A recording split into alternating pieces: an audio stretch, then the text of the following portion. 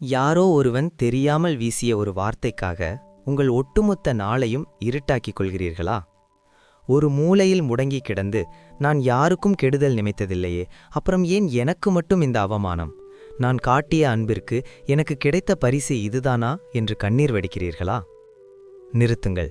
உங்கள் கண்ணீருக்கும் உங்கள் கவலைக்கும் இங்கே மதிப்பே இல்லை. உண்மையில் மற்றவர்கள் உங்களைப் பற்றி என்ன நினைக்கிறார்கள், உங்களுக்கு என்ன அங்கீகாரம் கொடுக்கிறார்கள் என்று நீங்கள் எதிர்பார்ப்பது ஒரு தெருநாய் போடும் பிச்சைக்காக காத்துக்கிட்டிருப்பதற்கு சமம். உங்கள் மதிப்பு என்னவென்று உங்களுக்கு தெரியாத வரைதான் அடுத்தவன் வார்த்தை உங்களை காயப்படுத்தும். மத்தவங்க மனசுல உங்களுக்கு ஒரு சிம்மாசனம் வேணும்னு நீங்க ஆசைப்பட்டா முதல்ல நீங்க கத்துக்க வேண்டிய பாடம் அலட்சியம். யார் உங்களை மதிக்கவில்லையோ, யாரால் உங்கள் மனம் புண்படுகிறதோ அவர்களை உங்கள் வாழ்க்கை பக்கத்திலிருந்து கிழித்து எறியுங்கள். குப்பையை தலையில் சுமப்பவன் ஒருபோதும் கோபுரத்தை அடைய முடியாது. எந்த இடத்தில் அமைதியை கேடையாக பயன்படுத்த வேண்டும், எதை வெறும் குப்பை என்று ஒதுக்கித் தள்ள வேண்டும் என்று தெரிந்தவன்தான் இந்த வாழ்க்கை போரில் ஜெயிக்கிறான். சுவாமி விவேகானந்தரின் வீரமிக்க தத்துவங்களின் அடிப்படையில் உங்களை நீங்களே செதுக்கிக் கொள்ளவும் உங்கள் மதிப்பை இந்த உலகிற்கு உரக்க சொல்லவும் இதோ சில வழிகள். விவேகானந்தரின் தத்துவப்படி உங்கள் மதிப்பை உயர்த்தும் 6 வழிகள். உங்களை நீங்களே வணங்குங்கள். விவேகானந்தர் சொல்கிறார், உங்களை நீங்கள் பலவீனமானவர் என்று நினைப்பதே மிக பெரிய பாவம். அடுத்தவன் உங்களை மதிக்க வேண்டும் என்று எதிர்பார்ப்பதற்கு முன் கண்ணாடியில் தெரியும் உங்களை நீங்கள் மதிக்கத் தொடங்குங்கள். அங்கீகாரம் என்பது ஒரு போதை. மத்தவங்க பாராட்டுக்காக வேலை செய்யாதீர்கள். புகழ்ச்சி உங்களை சோம்பேறியாக்கும், இகழ்ச்சி உங்களை முடக்கிவிடும். இந்த இரண்டையும் கடந்து உங்கள் கடமையை மட்டும் செய்யுங்கள். மௌனம் ஒரு பேராயுதம். குறைக்கும் எல்லா நாய்க்கும் கல் எறிந்து கொண்டிருந்தால் நீங்கள் சேர வேண்டிய இடத்திற்கு போய் சேர முடியாது. சில நேரங்களில் உங்கள் மௌனம் 1000 வார்த்தைகள் சொல்லாத பதிலடியை தரும். மன வலிமையே மதம். இரும்பு போன்ற தசைகளும் எஃகு போன்ற நரம்புகளும் கொண்ட மனிதனால் மட்டுமே எதையும் சாதிக்க முடியும். சிறு சொல்லுக்கு சிந்துபடும் கண்ணீர் உங்கள் பலவீனத்தை காட்டும். அதை துடைத்துவிட்டு நிமிர்ந்து நில்லுங்கள். அலட்சியப்படுத்துங்கள். உங்களை விமர்சிப்பவர்களை எதிரியாக கூட நினைக்காதீர்கள். அவர்களை ஒன்றுமில்லாதவர்களாக கருதி கடந்து செல்லுங்கள். அதுதான் நீங்கள் அவர்களுக்கு கொடுக்கும் மிகப்பெரிய தண்டனை. உங்களுக்கான உலகை படையுங்கள். உலகம் உங்களை அறிய வேண்டுமென்றால் நீங்கள் உலகை பார்க்காதீர்கள், உங்கள் இலக்கை பாருங்கள். நீங்கள் உயரத்தில் இருக்கும்போது உங்களை இன்று தூற்றிய அதே உலகம் உங்களை தேடி வரும். கழுகை போல உயரே பறங்கள்.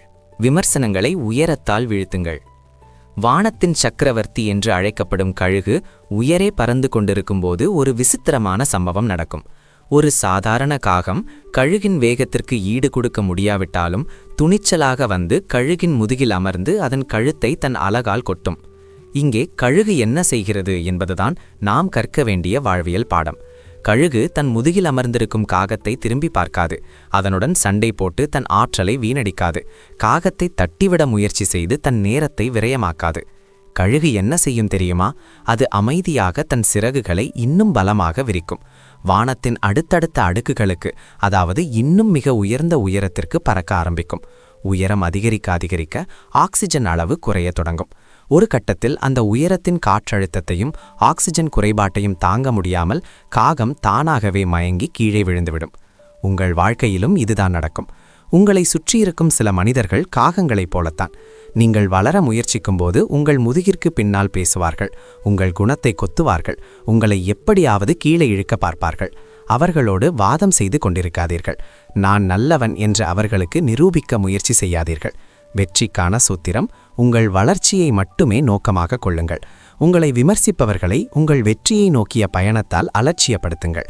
நீங்கள் உயர உயர பறக்கத் தொடங்கினால் உங்களை விமர்சித்தவர்களின் குரல் உங்களுக்கு கேட்கால தூரத்திற்கு நீங்கள் சென்று விடுவீர்கள். நினைவில் கொள்ளுங்கள், எந்த உயரத்தில் காகங்களால் பறக்க முடியாதோ அந்த உயரத்திற்கு நீங்கள் செல்வதுதான் நீங்கள் அவர்களுக்கு தரும் மிகச்சிறந்த பதிலடி. உங்கள் இலக்கு உயரமாக இருக்கும்போது இந்த சிறு சிறு இடையூறுகள் உங்கள் கண்களுக்கு தெரியவே கூடாது. நீங்க உயரத்துக்கு போக போக உங்களை சிறுமைப்படுத்த நினைத்தவர்கள் உங்கள் நிழலை கூட தொட முடியாமல் தானாகவே விலகி போவார்கள். 2 விமர்சனங்கள் ஒரு கண்ணாடி. அது உங்களை அல்ல, அவர்களை காட்டுகிறது. யாராவது உங்களை கடுமையாக திட்டினாலோ அல்லது தரக்குறைவாக பேசினாலோ உடனே மனம் உடைந்து போய் எனக்கு ஏன் இப்படி நடக்கிறது என்று கலங்காதீர்கள். உண்மையில் ஒருவர் உங்களைப் பற்றி சொல்லும் விமர்சனம் என்பது உங்களைப் பற்றியதல்ல. அது அவருடைய வளர்ப்பு, அவருடைய மனநிலை, மற்றும் அவருடைய குணத்தை பற்றியது. சுவாமி விவேகானந்தர் ஒரு அற்புதமான உதாரணத்தை சொல்கிறார். ஒரு அழுக்கு கண்ணாடி வழியாக பார்த்தால் வெளியே இருக்கும் அழகான உலகம் கூட அழுக்காகத்தான் தெரியும். அதுபோலத்தான் ஒருவருடைய மனது அழுக்காகவும் பொறாமையாலும் நிறைந்திருந்தால் அவருக்கு நீங்கள் செய்யும் நல்ல காரியங்கள் கூட தவறாகவே தெரியும். நீங்கள் புனிதமான எண்ணம் கொண்டவராக இருந்தால் இந்த உலகமே உங்களுக்கு புனிதமாக தெரியும். விமர்சனங்களை எப்படி எதிர்கொள்வது? பிரதிபலிப்பு. ஒருவர் உங்களை நோக்கி ஒரு கல்லை வீசுகிறார் என்றால் அவரிடம் கொடுக்க கல் மட்டுமே இருக்கிறது என்று அர்த்தம். அவரிடம் மலர்கள் இருந்தால் மலர்களை வீசியிருப்பார். எனவே அவர் வீசும் கற்களாக நீங்கள் ஏன் அழ வேண்டும்? அஸ்திவாரம். உங்களை நோக்கி வீசப்படும் ஒவ்வொரு விமர்சனத்தையும் அவமானத்தையும் ஒரு கல்லாக சேகரித்து வையுங்கள். ஆனால் அந்த கற்களை திரும்ப எடுத்து அவர்கள் மீது எறிந்து உங்கள் தரத்தை தாழ்த்திக் கொள்ளாதீர்கள். அந்த விமர்சன கற்களை ஒன்றன் மேல் ஒன்றாக அடுக்கி நீங்கள் நாளை நிற்கப் போகும் வெற்றி கோபுரத்திற்கு பலமான அஸ்திவாரமாக, ஃபவுண்டேஷனாக மாற்றுங்கள். வாழ்க்கை பாடம். உலகம் உங்களை தூற்றும்போது அமைதியாக இருங்கள்.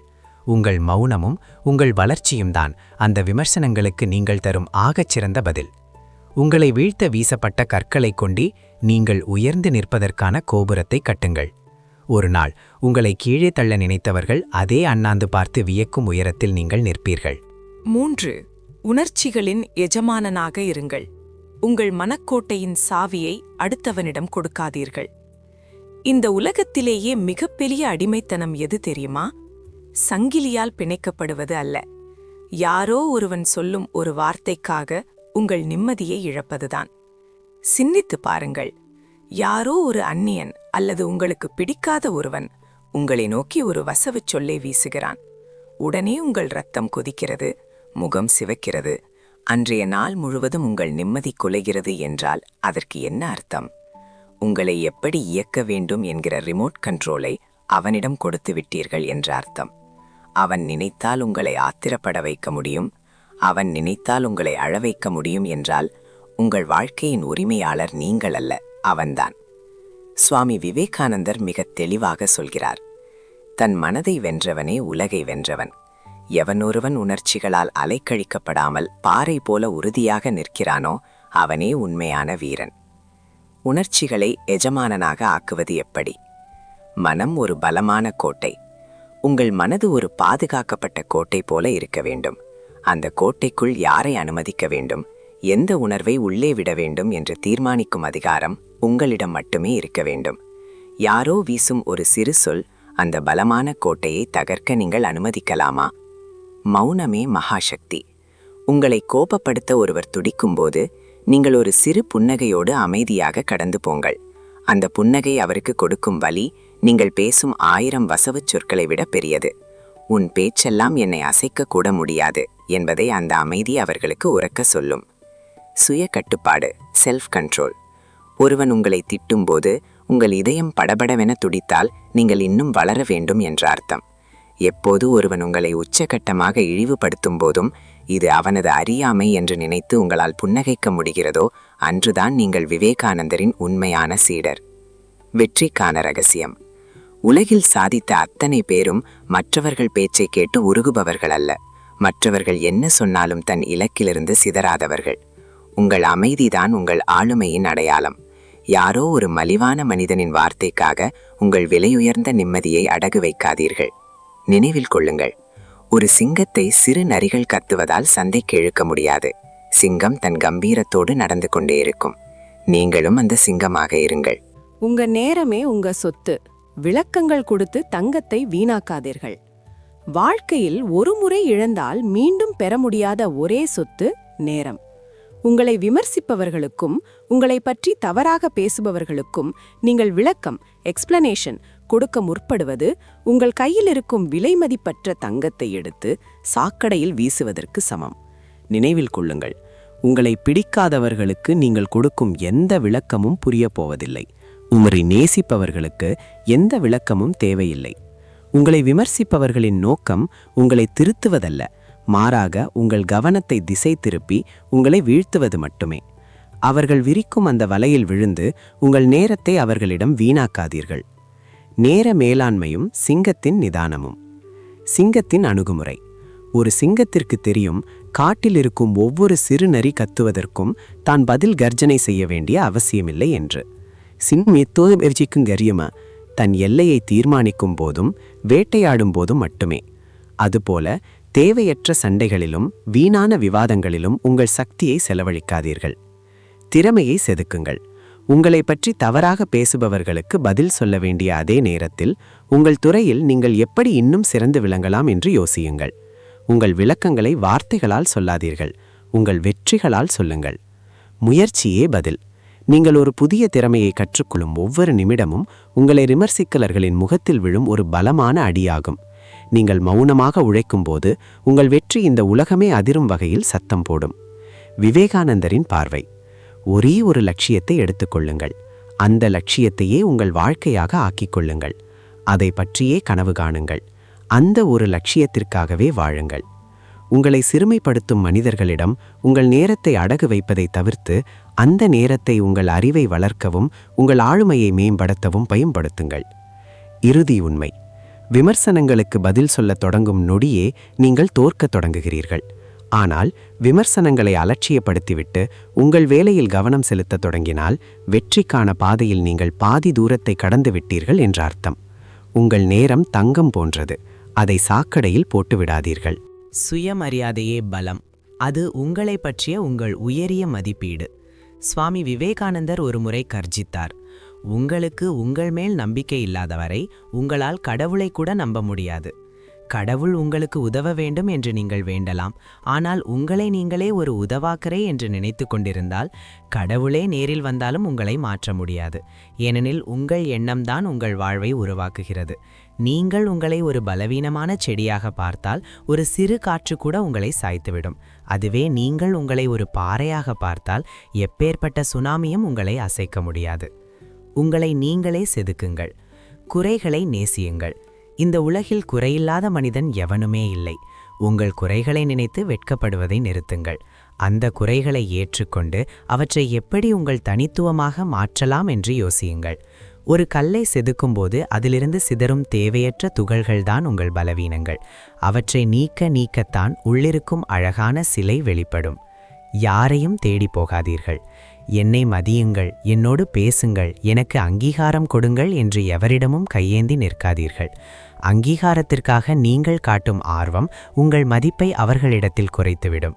நீங்கள் ஒரு காந்தமாக மாறுங்கள். இரும்பு துண்டுகள் உங்களை தேடி வரும்படி செய்யுங்கள். வெற்றியாளனாக வாழுங்கள். வெற்றி என்பது உங்கள் கையில் இருக்கும் கோப்பை அல்ல, அது உங்கள் மனதில் இருக்கும் தீர்க்கமான முடிவு. தோற்று கொண்டிருக்கும் போதும் நான் ஒரு வெற்றியாளன் என்று நம்புபவன்தான் அடுத்த முயற்சியில் உலகையே வெல்கிறான். விவேகானந்தரின் சூத்திரம். உலகம் ஒரு பெரிய உடற்பயிற்சி கூடம். நாம் நம்மை வலிமையாக்கிக் கொள்வதற்காகவே இங்கே வந்திருக்கிறோம். நீங்கள் யாரோ ஒருவரின் நிழலில் வாழ பிறந்தவர் அல்ல. நீங்கள் தனித்துவமானவர், வலிமையானவர். நீங்கள் உங்களை சரியாக செதுக்கி ஒரு கம்பீரமான சிலையாக நிலை பெற்று நின்றால் இன்று உங்களை அலட்சியப்படுத்தும் அதே உலகம் நானே உங்கள் காலடியில் வந்து அமரும். இறுதி வார்த்தை. மற்றவங்க கொடுக்கிற மரியாதை ஒரு நிமிஷத்துல காணாம போயிடலாம். ஆனா நீங்க உங்களுக்காக சம்பாதிச்ச சுயமரியாதை உங்கள் மரணம் வரை உங்களோடு இருக்கும். நிமிர்ந்து நில்லுங்கள். உங்களை நீங்களே கொண்டாடுங்கள். இப்போ சொல்லுங்க, இனிமே யாராவது உங்களை தப்பா பேசினா அவங்க கூட வாதம் பண்ணி நேரத்தை வீணாக்குவீங்களா? இல்ல அந்த கழுகை போல உயர பறந்து போய்கிட்டே இருப்பீங்களா? உங்க மனசுல இப்போ என்ன தோணுதுங்கிறத கமெண்ட்ல சொல்லுங்க. நீங்க பிறந்தது சாகிறதுக்கு இல்ல, சாதிக்கிறதுக்கு. எழுந்திருங்கள், விழித்திருங்கள். லட்சியத்தை அடையும் வரை நில்லாதீர்கள். இந்த வீடியோ உங்கள் சிந்தனையை தூண்டியிருந்தால் உங்கள் நண்பர்களுக்கும் பகிருங்கள். நம்பா சேனலுக்கு சப்ஸ்கிரைப் செய்ய மறக்காதீர்கள். அடுத்த ஒரு அதிரடி வீடியோவில் சந்திப்போம்.